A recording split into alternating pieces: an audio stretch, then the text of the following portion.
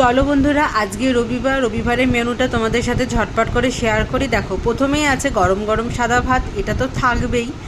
আচ্ছা, আজকে খুচখুচ করে অনেক কিছু পদই রান্না করেছি। এখানে আছে দেখো চিকেনের ঝোল, তবে আজকে একটুখানি কাঁচা লঙ্কা দিয়ে করেছি, দেখতে পাচ্ছ কাঁচা লঙ্কা চেরা আছে। আর সবজির মধ্যে দিয়েছি হচ্ছে আলু আর পেঁপে, লাল লাল করে একটু চিকেনের ঝোল করেছি। আর যেহেতু ডাল আছে সেহেতু বেশি ঝোল রাখেনি।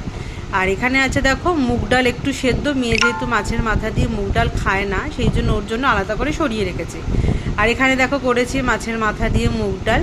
আর এই যে বাটিটা, এটা একটু আলাদা করে চিকেন সরিয়ে রেখেছি, এটা হচ্ছে তোমাদের দাদাভাই রাত্রিবেলার জন্য। আর এই দুটো দেখো ও ফাটাফাটি বর্ষাকালের ইলিশ মাছের পাতলা পাতলা ঝোল বেগুন দিয়ে।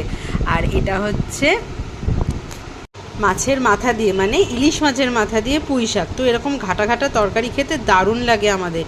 তোমাদের কেমন লাগে অবশ্যই কমেন্ট করে জানিও। আজকের মতো এইটুখানি, টাটা।